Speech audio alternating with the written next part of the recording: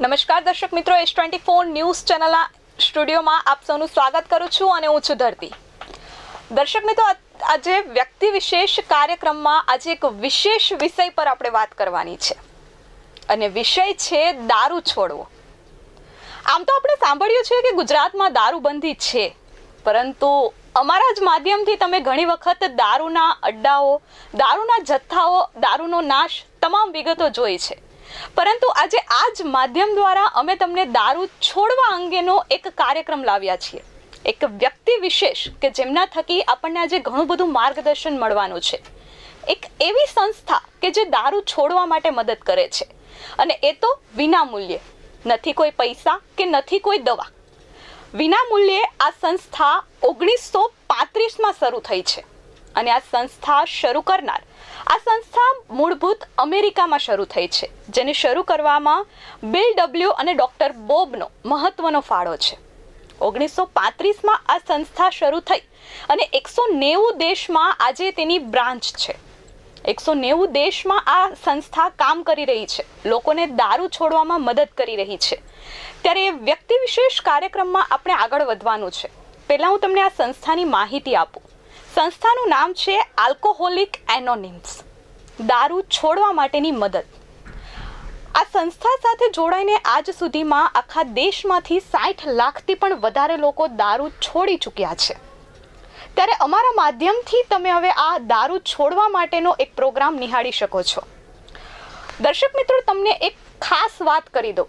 આ સંસ્થા ભારતમાં પહેલી વખત મુંબઈમાં તેની બ્રાન્ચ શરૂ થઈ અને ગુજરાતમાં પહેલી વખત વાપીમાં 1985 થી 86ની વચ્ચે આ સંસ્થા શરૂ થઈ હતી.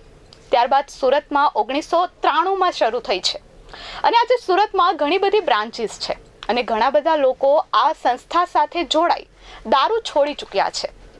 ત્યારે આજે આપણી સાથે આપણા સ્ટુડિયોમાં ડોક્ટર આશીષ દેશપાંડે ઉપસ્થિત છે, જે દારૂ છોડવા અંગે આપણને માહિતી આપવાના છે, માર્ગદર્શન આપવાના છે. આપણે જાણીએ છીએ કે દારૂ એ સ્વાસ્થ્ય માટે ઘણું હાનિકારક છે, છતાં પણ લોકો પીવે છે.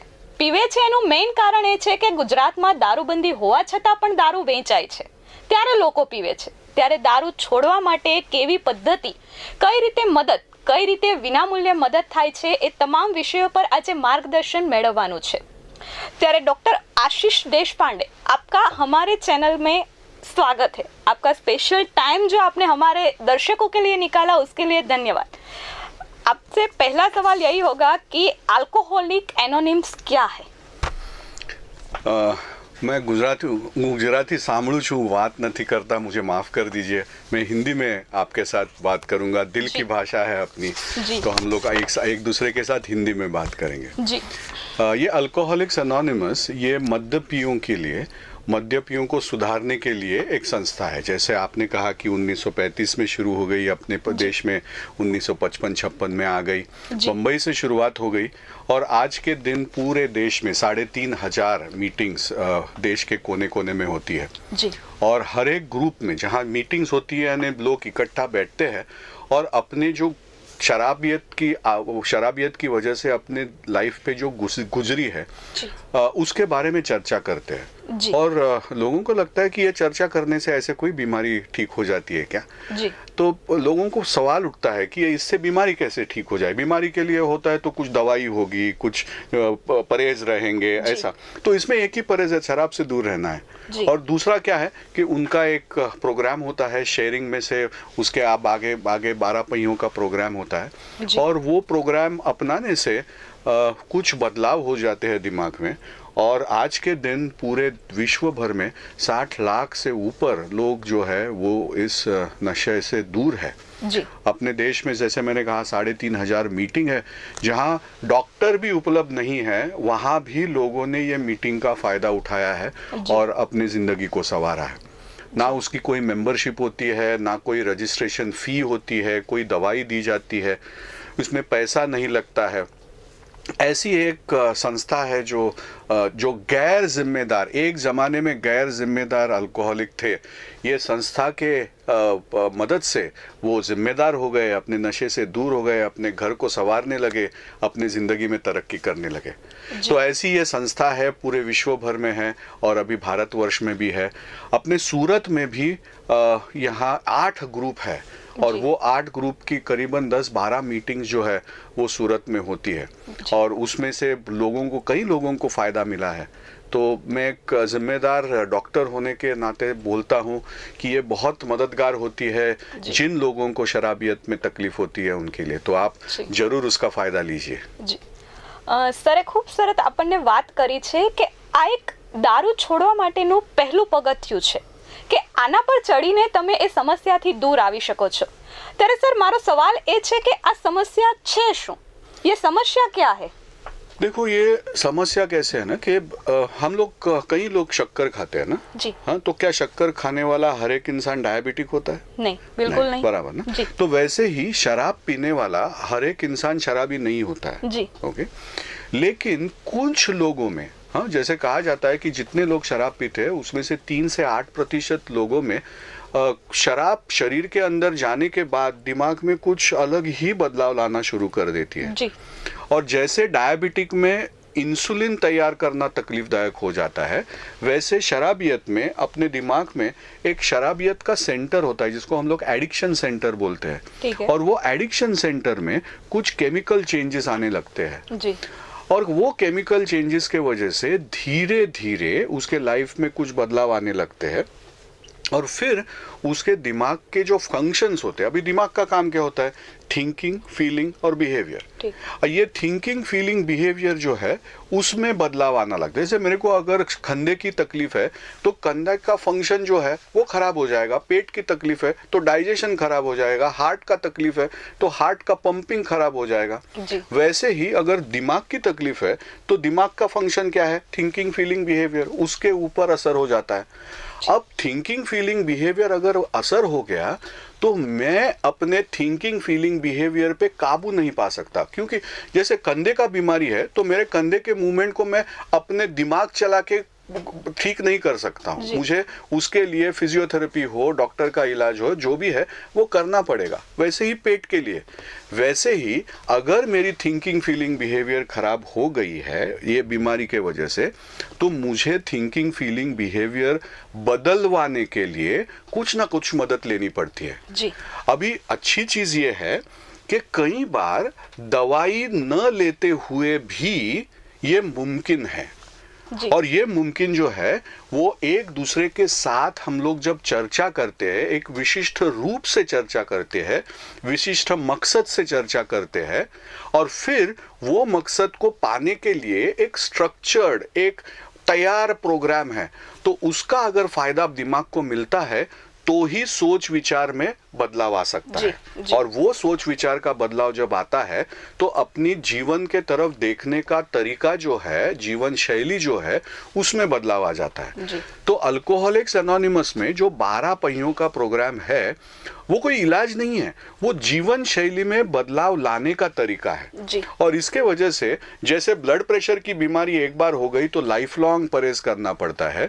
अगर डायबिटीज की बीमारी है, आर्थराइटिस की बीमारी है, अस्थमा की बीमारी है तो लाइफ लॉन्ग मुझे तकलीफ होती है। वैसे ही मुझे अगर शराबियत की या नशे की तकलीफ है तो मुझे लाइफ लॉन्ग कोशिश करते पड़ती है कि मेरी सोच, विचार और भावना जो है वो पुरानी तरफ से ना झुके। और इसके लिए हमेशा हम लोग कहते हैं कि रुकाना, शराब रुकाना ये आसान हो सकता है, कई कुछ लोगों को वो भी मुश्किल जाता है, लेकिन शराब रुकाना आसान हो सकता है, रुके रहना बहुत डिफिकल्ट हो जाता है। और इसके वजह से वो मरीज जो है वो बार बार अपने मन से कोशिश करते हुए भी उसके सामने उसके जिंदगी का डरावना रूप दिखाई देते हुए भी फिर से अपाहिज बन के ये शराब के चंगुल में या नशे के चंगुल में फंस जाता है जी। तो इसके वजह से रुके कैसे रहते हैं ये समझने के लिए अल्कोहलिक्स एनोनिमस और उसके 12 पहियों का प्रोग्राम जो है वो मदद करता है जी। दर्शक मित्रों, આપણને સરે એવું કીધું કે આને રોકીને રાખવું એ મહત્વનું છે। અને કઈ રીતે રોકવું એની મદદ આપણે આ સંસ્થા દ્વારા લઈ શકીએ છીએ. ત્યારે સર મારો એ જ સવાલ છે કે તમે જ અત્યારે કીધું કે દારૂ પીવાનું ઠીક છે, એને ખબર જ છે કે આ વસ્તુ ખરાબ છે, માણસને ખબર જ છે કે આ વસ્તુ ખરાબ છે, છતાં બી પીવે છે, તો આ સમસ્યાને ઓળખવી કઈ રીતે? देखो, अल्कोहलिक्स एनोनिमस जो है ना वो कहती नहीं है कि दारू खराब है. अभी शक्कर खराब है, लेकिन क्या शक्कर हम लोग बैन करते हैं क्या? खाते हैं. शक्कर की वजह से डायबिटीज होता है जी. तो अल्कोहलिक्स एनोनिमस ये नहीं कहता कि दारू बैन करो या नहीं करो. लेकिन अगर आपको डायबिटीज है तो आपको खुद की सेहत की जिम्मेदारी खुद को लेनी है. फिर आपको डायबिटोलॉजिस्ट के पास जाना है, एक्सरसाइज करनी है, जीवन शैली बदलनी है, परहेज करना, वो सब आपको करना है. वैसे ही अगर आपको शराब की वजह से कोई दिक्कत नहीं हो रही है तो वो आपकी मर्जी है. लेकिन अगर आपको शराब की वजह से कुछ प्रॉब्लम है तो आपको रुकाने की कोशिश करनी चाहिए, और अगर रुकती नहीं है तो मदद लेनी चाहिए. अभी जैसे कैंसर की बीमारी है, तो कैंसर की बीमारी इंसान को बदन बोलता नहीं है ना कि अरे तेरे को कैंसर है, कैंसर है, कैंसर है. धीरे धीरे बढ़ती जाती है, फिर सिम्टम्स तैयार हो जाते हैं, और वो सिम्टम्स होने के बाद वो धीरे धीरे बढ़ते जाते हैं, और हम लोग बोलते हैं कि ग्रेड 1 है, ग्रेड 2 है, ग्रेड 3 है, टर्मिनल हो गया, अभी बेचारा क्या हो जाएगा. ये बीमारी में भी अगर जल्दी हम लोग बीमारी पकड़ेंगे तो उसका इलाज ज्यादा आसान होता है. 80% रिकवरी हो सकती है. जितनी लेट स्टेज में हम लोग पकड़ेंगे उतना तकलीफ ज्यादा होता है इलाज करने में. करीबन 20% लोग जो रिकवरी करने की कोशिश करते हैं वो पहले साल में ही फिर से शराब के चंगुल में फिसल जाते हैं. तो इसका मतलब ये हुआ कि अगर ये बीमारी के बारे में ज्यादा से ज्यादा लोगों को जानकारी होगी और ये बीमारी कैसे शुरू होती है वो समझ में आएगा तो उससे आसान हो जाएगा. इसके वजह से पहली चीज जो है कि ये बीमारी को हम लोग हंसते हुए नहीं ले सकते. हमें इसे सीरियसली लेना चाहिए और लोगों को अवेयर रहना चाहिए, चौकन्ना रहना चाहिए कि ये किसी को भी हो सकती है अगर मैंने गलत तरीके से अल्कोहल का इस्तेमाल किया. अभी ये गलत तरीके का इस्तेमाल कैसे समझ में आता है? अगर मैं एक अल्कोहलिक ड्रिंक है ना वो 30 ml का ड्रिंक माना जाता है हार्ड लिकर का. 150 ml का माना जाता है 8% to 10% वाइन का. और एक 330 ml माना जाता है बियर का जिसमें 5 to 8% अल्कोहल होता है. तो वो 330 ml माना जाता है. और ये तीनों जो है ना एक अल्कोहलिक ड्रिंक बोलते हैं जिसमें 3 इंटरनेशनल यूनिट अल्कोहल रहते हैं, ऐसे हम लोग बोलते हैं. अगर आप कभी भी 21 साल से कम साल में शराब पीते हैं तो आपके साथ शराब की वजह से जो भी हानि आगे पहुंच सकती है उसकी आशंका नॉर्मल पॉपुलेशन से बढ़ती जाती है. अगर आप 15 साल के पहले वो शराब का एक्सपोजर पहली दफा होता है तो वो 5 गुना बढ़ती है. 21 साल के बाद अगर आप शराब पीते हैं तो वो जो आशंका है वो नॉर्मलाइज हो जाती है नॉर्मल पॉपुलेशन में जितनी है. इसके वजह से 21 साल का जो प्रोहिबिशन एज है वो बहुत इंपॉर्टेंट है. दूसरी चीज ये है कि अपने शरीर में वो जीन्स होती है जिनके वजह से शराबियत की बीमारी उभर आती है, स्विच ऑन होता है.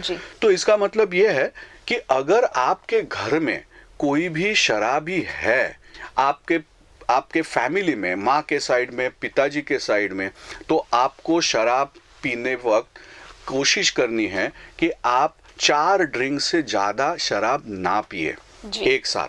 क्योंकि अगर आपने एक साल में गए 1 साल में कभी भी 5 ड्रिंक से ज्यादा शराब पी होगी तो आप हाई रिस्क कैंडिडेट माने जाते हैं कि आपके साथ शराब की वजह से कोई तकलीफ हो.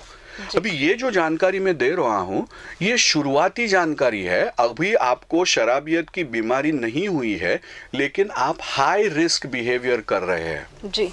अभी हाई रिस्क यानी आप शक्कर ज़्यादा खा रहे हैं, आप एक्सरसाइज नहीं कर रहे, जैसे वो डायबिटीज़ के लिए है. आपको डायबिटीज़ हुआ नहीं है लेकिन अगर आप हाई रिस्क बिहेवियर करेंगे तो आगे चल के डायबिटीज़ हो सकता है.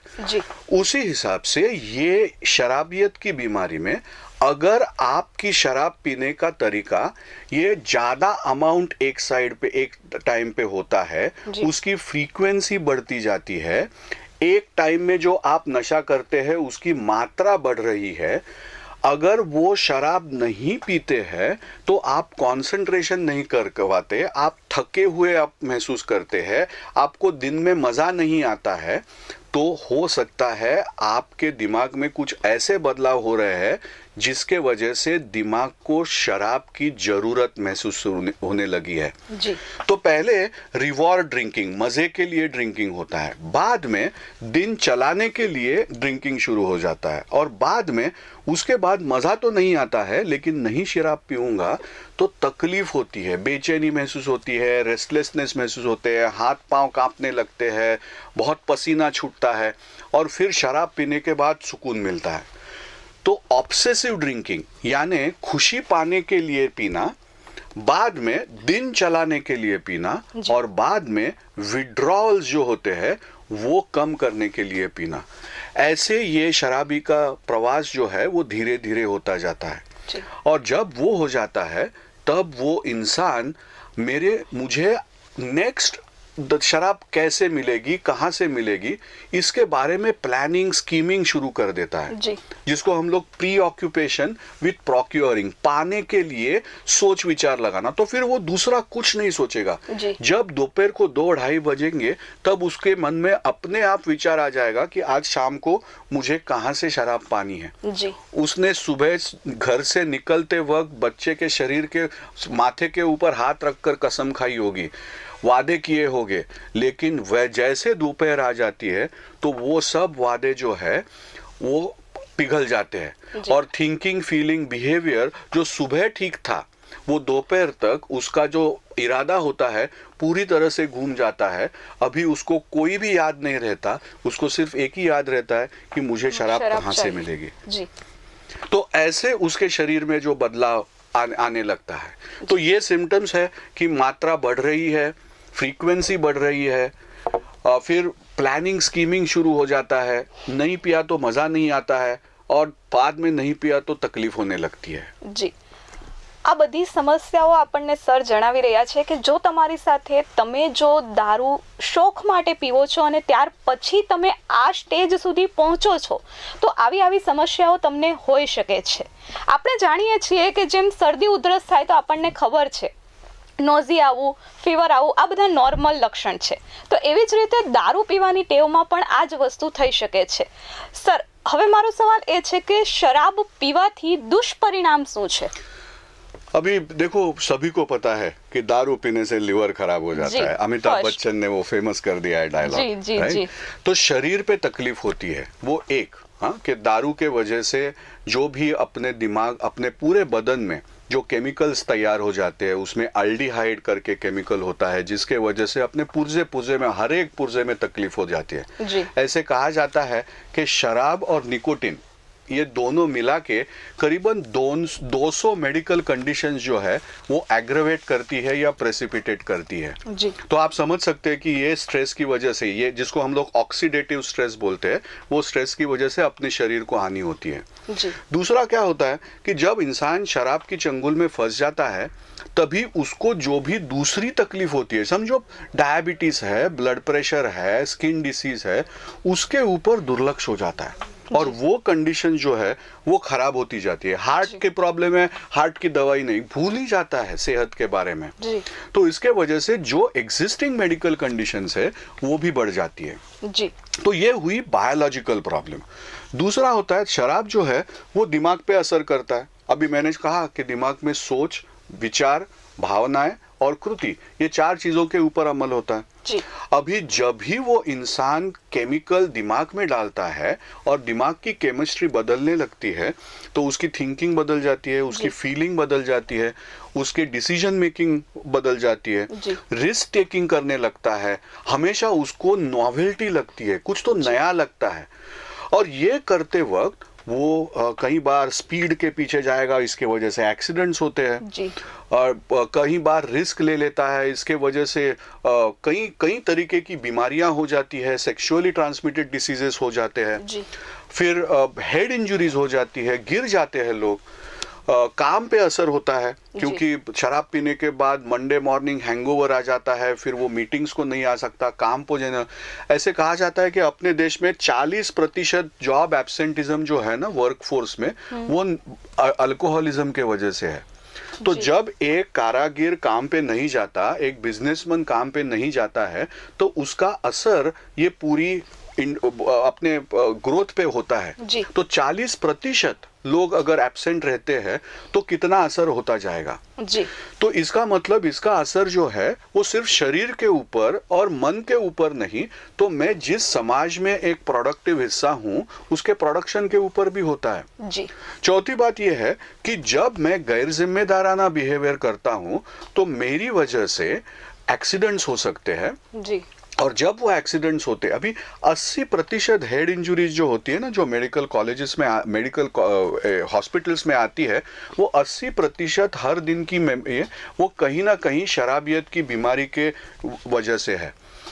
2/3 डोमेस्टिक वायलेंस, 1/3 सुसाइड्स ये शराब के इन्फ्लुएंस में किए जाते हैं जी। तो इसका मतलब ये है कि शराब की वजह से जैसे बायोलॉजिकल तकलीफ होती है, साइकोलॉजिकल तकलीफ होती है, वैसे सामाजिक और इकोनॉमिक भी तकलीफ होती है जी।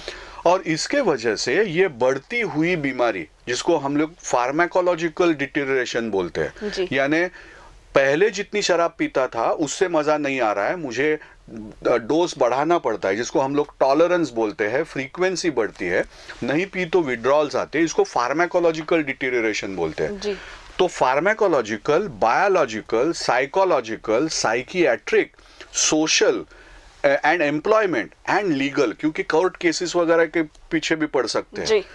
तो ये सब प्रॉब्लम्स जो है वो समाज में पैदा हो जाते हैं, और होता ये है कि ये प्रॉब्लम्स का बोझ इतना हो जाता है कि ये अल्कोहलिक जब रिकवरी में आता है तो वो सहन नहीं कर पाता जी। और फिर क्या हो जाता है कि उसके दिमाग में ये हार्ड वायर्ड हो जाता है कि खुशी हो या गम, थम्स अप विद रम। तो जैसे उसको स्ट्रेस आ जाता है तो वो सुकून पाने के लिए सिर्फ एक ही सॉल्यूशन ढूंढता है, और वो होता है उसकी शराब जी। और इसके वजह से वो बार बार रिलैप्स होता जाता है, उसके समझने के बावजूद कि ये मेरे लिए जहर है, मुझे नरक के तरफ लेके जा रही है, फिर भी वो खुद को रोक नहीं पाता जी। तो ये पूरा पिक्चर जो है वो तैयार हो जाता है हर एक मरीज में जी। खूब सरस माहिती मળી રહી છે સર। તમે વાત કરી કે માણસ પોતાના પર કંટ્રોલ નથી રાખી શકતું શરાબની વજહથી, તો હું એમ પૂછું છું કે આ શરાબનું સમાધાન શું છે? ये देखो, ये समाधान, ये दो चीज है। शराब एक तो समाधान देती है, इसके वजह से लोग शराब पीते हैं, बराबर। लेकिन ये शराब के समस्या का समाधान या उत्तर जो है वो क्या है कि मेरे थिंकिंग, फीलिंग और बिहेवियर में बदलाव लाना है। मेरा थिंकिंग, फीलिंग, बिहेवियर शुरुआत से ऐसा नहीं था। एक शराबी का थिंकिंग, फीलिंग, बिहेवियर पहले से ऐसा नहीं था। जब नशा उसके शरीर में आई, उसके बाद जो केमिकल चेंजेस हो गए, इसके वजह से दिमाग का फंक्शनिंग बदलने लगा, सोच, विचार, भावनाएं और कृति उसमें बदलाव आ गया, और फिर मैं सिर्फ शराब के बारे में ही सोचने लगा। मेरी बीवी, मेरे बच्चे, मेरा भाई, मेरी बहन मेरे लिए कुछ मायने नहीं रखती जी।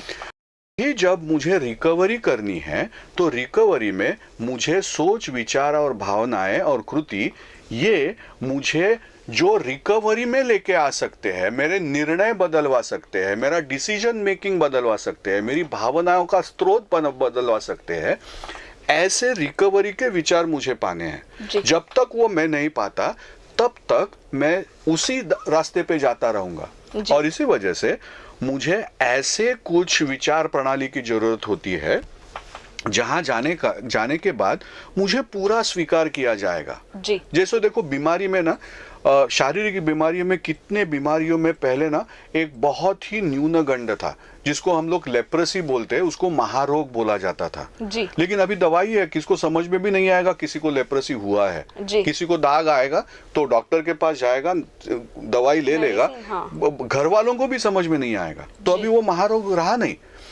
तो मुझे लगता है कि अगर बीमारी के लिए एक गोली का इलाज हो जाता है जी। तो वो एकदम आसान हो जाता है जी। लेकिन आज के दिन ये नशे के बीमारी के लिए ऐसी सुविधा उपलब्ध नहीं है कि ये गोली खाओ और सब कुछ भूल जाओ। तो ऐसी सुविधा नहीं है। इसका मतलब मुझे मेरे मानसिक सेहत के ऊपर बहुत काम करना पड़ता है जी। लेकिन हम लोग आदत से मजबूर होते हैं। ये बीमारी के वजह से जो अपने शरीर विचार में बदलाव आया है वो बार बार, जैसे बोलते हैं ना ओल्ड हैबिट्स डाई हार्ड, वैसे ही बार बार वो उसी तरफ जाता है, बीमारी के तरफ।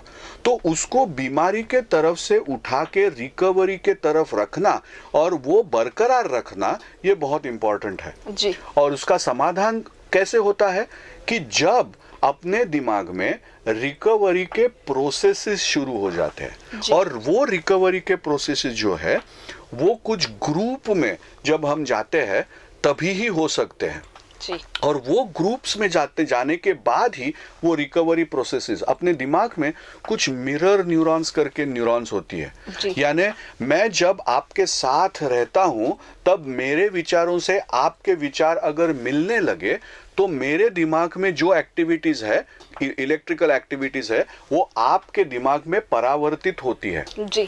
और वो मिरर न्यूरॉन्स की वजह से होते हैं। हर एक दिमाग में वो मिरर न्यूरॉन्स होती है जी। और जब हम ग्रुप में जाते हैं, रिकवरी ग्रुप जिसको हम लोग एनरिच्ड ग्रुप्स बोलते हैं जी। वो एनरिच ग्रुप्स में जाते हैं तभी वो रिकवरी मुमकिन हो सकती है जी। और इसके वजह से अल्कोहलिक्स एनोनिमस के ग्रुप मीटिंग में जिस तरह से ये मिरर न्यूरॉन्स शिफ्ट हो जाते हैं वैसे दूसरे किसी ग्रुप में हम देख नहीं सकते हैं कि वो होते हैं और इसके वजह से मैं कहता हूं कि जो ग्रुप थेरेपीज है उसका बहुत फायदा होता है दिमाग के ये इस कंडीशन में जी। तो वो मिरर न्यूरॉन्स को मौका मिलना चाहिए कि वो एक्टिवेट हो जाए जी। तो वो जब एक्टिवेट हो जाते हैं तभी अपने आप रिकवरी की शुरुआत हो जाती है।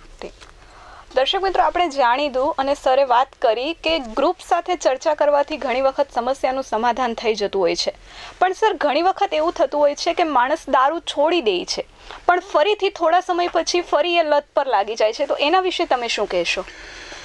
देखो, जैसे मैंने अभी कहा कि ये बार बार रिलैप्सिंग, क्रॉनिक, प्रोग्रेसिव और रिलैप्सिंग बीमारी है जी।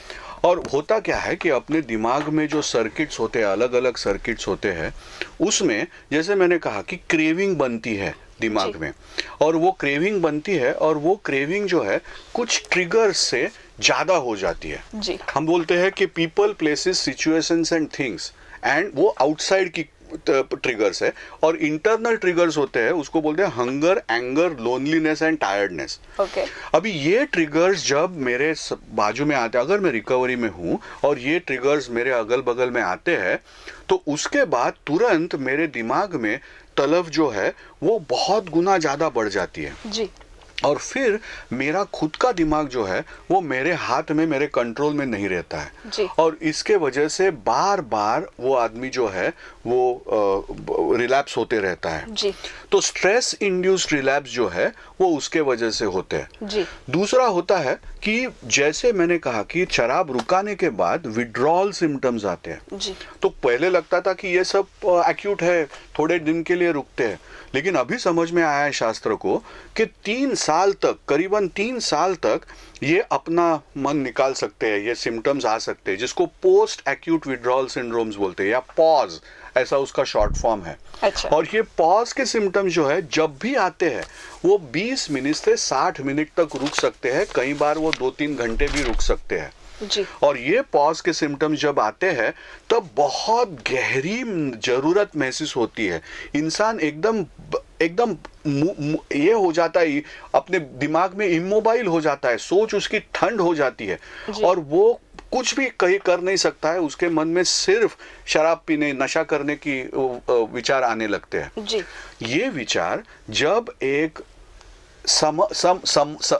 जिन्होंने ये लाइफ जी है, लाइफ लिव्ड एक्सपीरियंस जिसको हम लोग बोलते हैं, जिसको सहवेदना है, वो सहवेदना सही हुए इंसान से अगर मैं शेयर करता हूं और उसके साथ में चर्चा करता हूं तो ही ये पॉज जो है वो कम हो जाता है जी। और इसके वजह से अल्कोहलिक्स एनोनिमस में साथी हाथ बढ़ाना एक दूसरे के साथ जब हम चलते हैं और एक दूसरे को इस तरह से सपोर्ट करते हैं तो ये पॉज जो है काफी हद तक कंट्रोल में आ सकता है जी। और इसके वजह से जब भी वो होता है तो अल्कोहलिक्स अनोनिमस के अपने दोस्त को फोन करना है, उसके साथ बात करनी है और वो बात करने से कई टाइम ये पोस्ट एक्यूट विड्रॉल सिंड्रोम जो है वो कंट्रोल में आ जाते हैं। जी દર્શક મિત્રો, આપણો પ્રોગ્રામ ચાલી રહ્યો છે ત્યારે સરની માહિતીથી આપણને એક ક્વેશ્ચન આવ્યો છે આપણા S24 ન્યૂઝ ચેનલમાં. સર, અમારા માધ્યમમાં એક ક્વેશ્ચન આવ્યો છે એક પત્ની તરફથી કે લગ્ન પછી તેમના હસબન્ડે દારૂ પીવાનું શરૂ કરી દીધું છે અને તે ધીમે ધીમે ઘણું વધી ગયું છે. ડોક્ટરોએ લઈ ગયા પણ કોઈ ફરક પડ્યો નથી, તો એના વિશે તમે એમને શું કહેશો? पहली बात, जो भी श्रोता है मैं उनको बोलना चाहूँगा कि कई बार ऐसे होता है ना, तब घर में माहौल बदल जाता है और फिर बोला जाता है कि जब तक शादी नहीं हुई थी मेरा बेटा ठीक था, शादी के बाद ये होने लगा तो जरूर बीवी के वजह से हुआ है। हाँ, ऐसे नहीं है। हमें उस औरत को मदद करनी है, घर वालों को मिलजुल के मदद करनी है। ये शराबी जो है वो खराब नहीं है, पागल नहीं है, बीमार है और इसमें बीवी की कोई गलती नहीं है। हाँ, तो ये पहली बात है।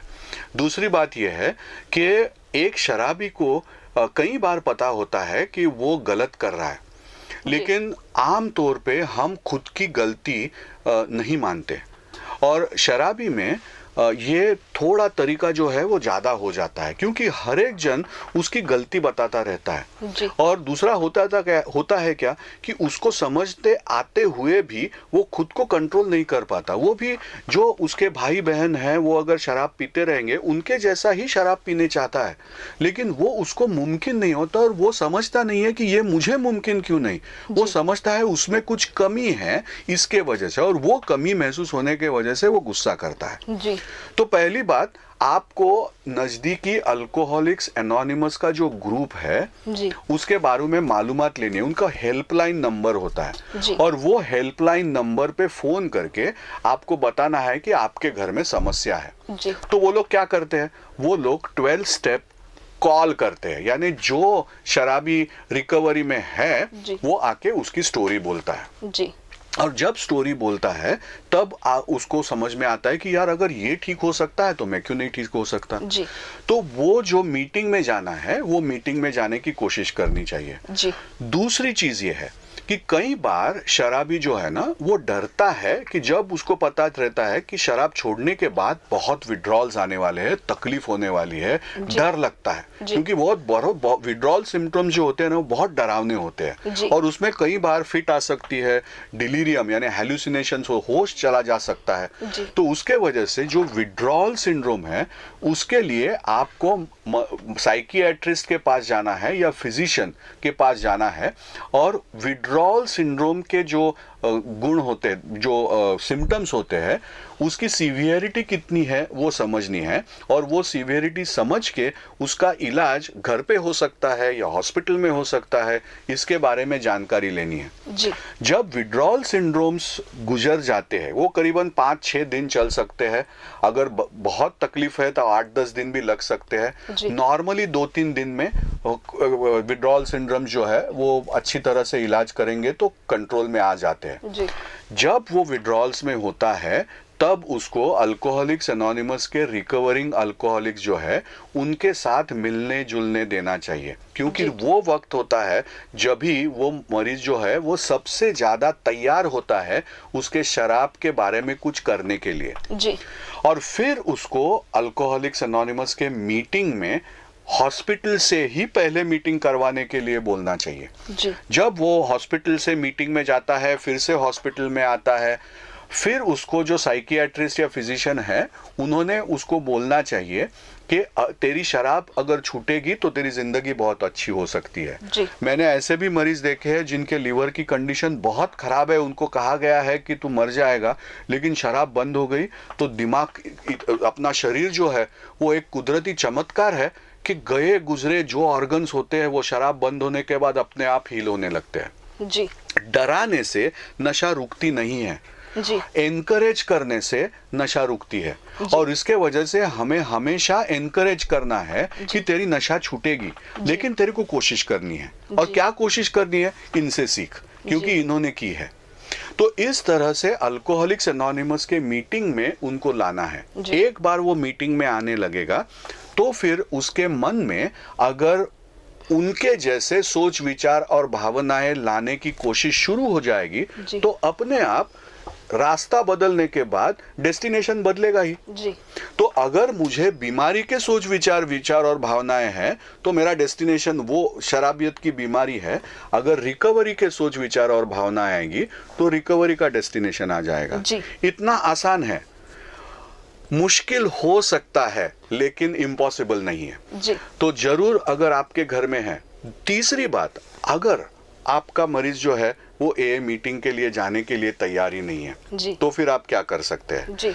तो उनके लिए एल एनॉन करके फैमिली मेंबर्स का ग्रुप होता है जी। तो वो फैमिली मेंबर्स के ग्रुप में आप जरूर जाइएगा जो रिलेटिव्स है जी। तो फिर आप भाई बहन होंगे, बीवी रहेंगी, बच्चे रहेंगे, माँ बाप रहेंगे, कोई भी जो उस शराबी के साथ जुड़ा हुआ है, वो शराबी के साथ उसका प्यार का रिश्ता है जी। तो वो एल एनॉन के ग्रुप में जा सकता है जी। जैसे अल्कोहलिक्स एनोनिमस का प्रोग्राम है वैसे फैमिली मेंबर्स को सपोर्ट ग्रुप होता है। और वो सपोर्ट ग्रुप इस वजह से है कि जब उनका मरीज रिकवरी के बारे में सोचेगा तब तक उनकी सेहत, मानसिक सेहत ठीक रहे जी। और इसके दोनों प्रोग्राम जो है वो मुफ्त है, उसमें कोई खर्चा नहीं आता, कोई दवाई दी नहीं जाती, आपकी कॉन्फिडेंशियलिटी बरकरार रहेगी। ऐसे नहीं है कि सब सूरत को समझ में आएगा कि इनके घर में तकलीफ है जी। तो अल्कोहलिक्स एनोनिमस और एल एनॉन ये दोनों ग्रुप की सुविधा जो है वो सूरत में उपलब्ध है जी। દર્શક મિત્રો, આપણને સર પાસેથી ઘણી બધી વિશેષ માહિતીઓ મળી છે। આપણને દારૂ છોડવા માટે કઈ ટિપ્સ આપણે અપનાવી શકીએ છીએ, કઈ રીતે આપણે પરિવારના સભ્યને આ બીમારીમાંથી મુક્ત કરી શકીએ છીએ। સરે કીધું એમ આ કોઈ સમસ્યા નથી, એક બીમારી છે। જો આપણને નોર્મલી કોઈ બીમારી હોય તો આપણે એને છોડવા માટે પરિવારના તમામ સભ્યો તેને મદદ કરતા હોય છે। આપણા પરિવારમાં એક પણ સભ્ય જો કેન્સરગ્રસ્ત હોય તો આપણે તેને એન્કરેજ કરીએ છીએ કે આવું બધાને જ હોય છે, તું શાંત રહે, તું નોર્મલ રહે, તને સારું થઈ જશે। તેવી રીતે બીમારી શરાબની પણ એક બીમારી છે, તે કોઈ માણસ જાતે રહીને કરતું નથી। એ વસ્તુ આપણને આજે શીખવા મળી। દર્શક મિત્રો, સમયનો અભાવ હોવાથી સર તમે અમારા દર્શક મિત્રોને એક છેલ્લો સંદેશ શું આપશો? अल्कोहलिज्म ये एक बीमारी है, उसका इलाज हो सकता है जी। जो इंटरनेशनल फेलोशिप है उसकी फेलोशिप की शुरुआत सूरत में हुई है जी। उसका हेल्पलाइन नंबर मैं आपको बोलना चाहता हूँ जी। सूरत के अल्कोहलिक्स एनोनिमस ग्रुप का जो हेल्पलाइन नंबर है वो है 94280 जी 60020।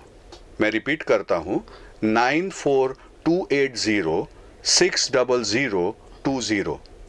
अगर आपके पड़ोस में, आपके रिश्ते में, आपके दोस्तों में किसी को भी शराबियत की बीमारी होने की गुंजाइश आपको लगती है, अगर आपको लगता है कि शराब के वजह से किसी इंसान की ज़िंदगी जो है ख़राब हो रही है, रिश्ते ख़राब हो रहे हैं, सेहत ख़राब हो रही है, तो ये नंबर पे ज़रूर फ़ोन कीजिए और अपने दोस्त को, अपने सगे वाले को मदद करिए जी। दर्शक मित्रों, सरे जे हेल्पलाइन नंबर आप्यो ते तमे आ विडियोमां नीचे स्क्रॉल पर पण निहाળી શકો છો અને અમારા પેજ પર પરથી તમે આ નંબર લઈ શકો છો।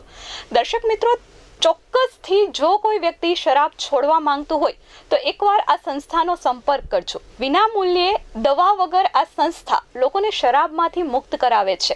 ત્યારે આજે ડોક્ટર સરે આપણને ઘણી બધી અને સરસ રીતે માહિતી આપી છે। સમયનો અભાવ હોવાથી દર્શક મિત્રો ફરીવાર તેમની સાથે આપણે મુલાકાત કરીશું। ત્યાં સુધી મને રજા આપો। નમસ્કાર।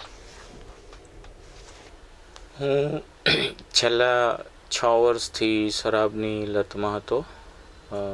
પ્રારંભિક તબક્કામાં ખબર નહોતી કે શરાબ પીવાથી મને આ પ્રોબ્લેમ થઈ જશે।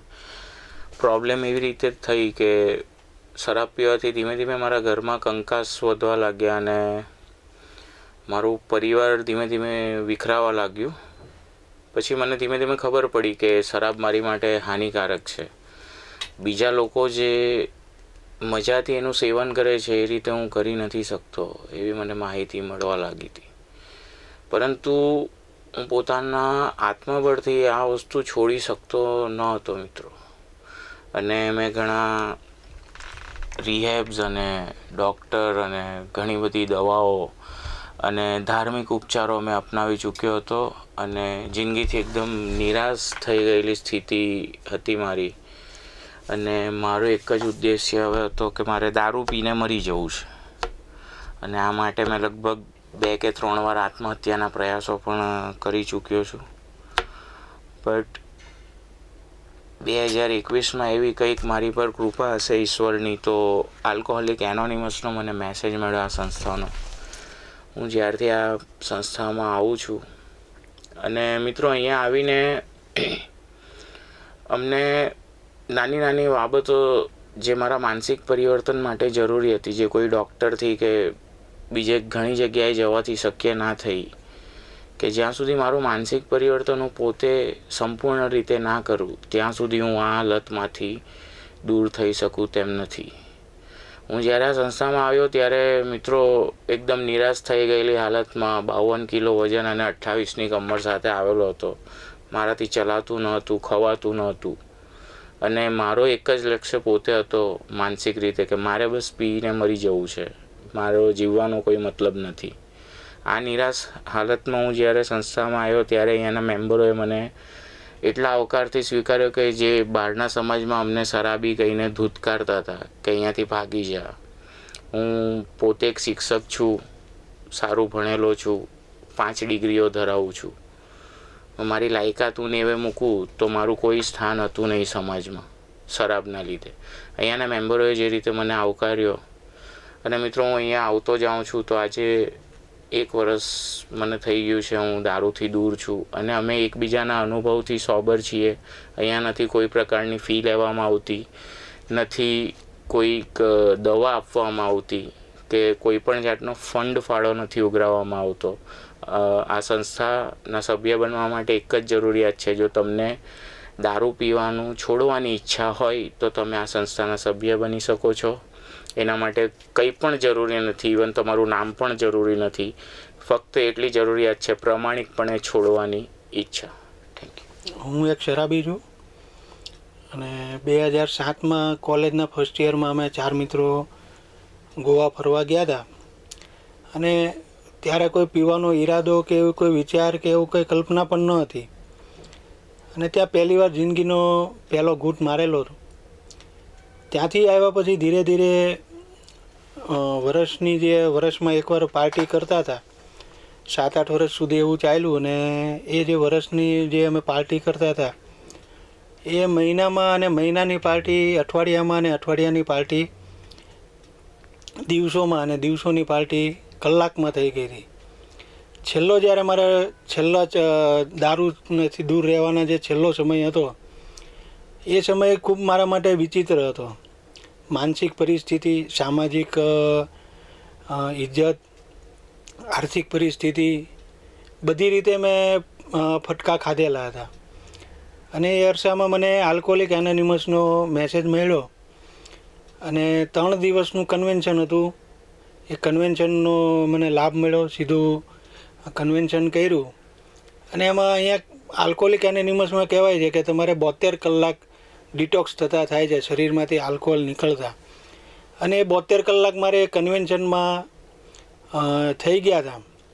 અને ત્યાં જે કંઈ પણ શેરિંગ મને સાંભળવા મળ્યા એ જે મારી સાથે જે બનતું હતું, જે મારી માનસિક પરિસ્થિતિ હતી એને લાગતા ઓળખતા જ બધા શેરિંગ હતા અને શેરિંગનું મને આકર્ષણ થયું. એના પછી હું અહીંયા સુરત પાછો આવ્યો અને સુરતની અંદર અઠવાડિયાની 16 મિટિંગ થાય છે અને 8 જેટલા ગ્રુપ કાર્યરત છે. તો એ ગ્રુપમાં હું રેગ્યુલર મિટિંગ કરતો થયો એટલે મેં કેટલું પીધું, ક્યાં પીધું, કેવી રીતે પીધું અને કયું પીધું એ મહત્ત્વનું કરતાં તે મહત્ત્વની બાબતો એ સામે આવી કે મેં શું કામ પીધું અને પીધા પછી મારી હાલત શું થઈ અને હવે દારૂથી દૂર રહેવા માટે મારે શું કરવું પડશે. આ 3 બાબતો મને અહીંયા મિટિંગમાં જાણવા મળી. અને એમાં મારા જે કેરેક્ટર ડિફેક્ટો હતા એ કેરેક્ટર ડિફેક્ટો ઉપર કામ કરવાનું મને મોકો મળ્યો. ઘણીવાર એવું બનતું હોય કે રાજસ્થાનની અંદર 2 વર્ષની 3 વર્ષની છોકરી ઉપર ગેંગ રેપ થાય અને હું અહીંયા સુરતમાં બેઠા ભાવનાત્મક સ્વભાવ મારો એટલે વધુ પડતો ઓવર સેન્સિટિવ થઈ જાઉં અને કન્ટિન્યુ એના વિચાર કર્યા કરું. અને એના વિચાર કર્યા પછી રિઝાઇનમેન્ટ ચાલુ થાય કે સરકાર શું કરે છે, પોલીસવાળા શું કરે છે, જે વ્યક્તિએ ગુનો કર્યો હોય એની ઉપર રિઝાઇનમેન્ટ ચાલુ થઈ જાય. હવે આ બનાવ સાથે મારે કોઈ વસ્તુ લેના દેના નથી. હું છોકરીને ઓળખતો કે નથી ગુનેગારોને ઓળખતો કે નથી સરકાર આરે મારે લેના દેના. પણ એક સ્વભાવની જે મારી ખામી છે ઓવર સેન્સિટિવ થઈ જવાની, એ ઓવર સેન્સિટિવના હિસાબે આખો દિવસ એકની એક વાત વિચાર કરીને સાંજ સુધી દારૂ સુધી પહોંચી જવાનું. અને દારૂ પીધા પછી એ વિચારો કન્ટિન્યુ મગજની અંદર ચાલતા હોય એટલે એની બાહ્ય પ્રોડક્ટ જે નીકળે છે, પરિવાર સાથે મગજમારી થાય, કોઈ મિત્રો સાથે મગજમારી થાય, ધંધામાં કોઈ કસ્ટમરને એલફેલ બોલી દઈએ. એટલે આ બધી જે સ્વભાવનું એક ઈમાનદારીનો અભાવ હતો મારી અંદર. મેં જે કાંઈ પણ કામ કરેલા જીવનની અંદર, ધંધામાં હોય, હું નથી મારા પરિવાર સાથે ઈમાનદારી દાખવી. ઈમાનદારી એટલે એવું નથી કે મેં બેમાની કરી છે કે હું બેમાન માણસ છું, પણ જે કામ કર્યું છે એ બધું ઈમાનદારીથી નથી કર્યું. મારી પોતાની કંઈ આળસ રહી છે, ધંધાની અંદર કંઈ આળસ રહી છે. છોકરા બીમાર હોય તો મારી ફરજ હોય કે એને હોસ્પિટલ લઈ જવાની, પણ મારી વાઈફને કહી દઉં કે ભાઈ તું જી આવ. ત્યાં પણ મારી ઈમાનદારીનો અભાવ, ધંધામાં પણ ઈમાનદારીનો અભાવ. અને હું ખુદ મારી જાત સાથે પણ ઈમાનદાર નહોતો, કારણ કે જો ઈમાનદાર હોત તો મારે દારૂની જરૂરત જ ન પડે. પણ હું મારી જાત સાથે ઈમાનદાર નથી તો હું લોકો સાથે ઈમાનદાર નથી રહેવાનો. આવા બધા જે સ્વભાવ દોષો છે મને આલ્કોહોલિક એનોનિમસમાં મને જાણવા મળ્યા કે ભાઈ તારી અંદર ઘણી બધી દોષો છે, સ્વભાવ દોષો છે. અને એ સ્વભાવ દોષોને દૂર કરવાના, વારંવાર ગુસ્સે થઈ જવું. અને આ બધા ઉપર અમારે આ મિટિંગના અને શેરિંગના માધ્યમથી પોતાના જે સ્વભાવ દોષો છે એની ઉપર મને કામ કરવા મળે છે. આ બધી વસ્તુ મને નાનપણથી મારા પરિવારમાં, જે સમાજમાંથી આવું છું, એ બધી જગ્યાએ મને ખ્યાલ જ હતો કે ભાઈ આ ખોટું છે, આ સાચું છે. દારૂનો પહેલો ઘૂંટ પીધો ત્યારે પણ મને ખબર જ હતી કે આ ખોટું છે, પણ મારો સ્વભાવ દોષ આનંદ કરવાનો, વિકૃત આનંદ કરવાનો. આ બધા સ્વભાવ દોષના હિસાબે મારા શરીરની અંદર આલ્કોહોલની એક સમય એવો આવી ગયો કે આલ્કોહોલની એટલી જરૂર પડતી હતી કે આખો દિવસ સવારથી સાંજ સુધી મારે આલ્કોહોલ જોઈએ. મિટિંગમાં આવતો ગયો એટલે એ બધા સ્વભાવ દોષો ઉપર મને કામ કરવા મળ્યું. 6 મહિના જેવું થઈ ગયું મિટિંગની અંદર. એટલે જે નવા મિત્રો આવે છે, જે મારી જેમ બીમાર છે, દારૂની લતથી લાગેલા છે, એ બધા સાથે મારે કામ કરવાનો મોકો મળ્યો. ત્યારે મને ખ્યાલ આવ્યો કે ભાઈ મારી અંદર કેટલા બધા સ્વભાવ દોષો છે. અને દરેક સ્વભાવ દોષને મિટિંગની અંદર એની ઉપર મને કામ કરવા મળે છે. દરેક નવા મેમ્બરની સાથે જ્યારે હું એને દારૂથી દૂર રહેવામાં મદદ કરું છું તો ત્યારે મને ખ્યાલ આવે છે.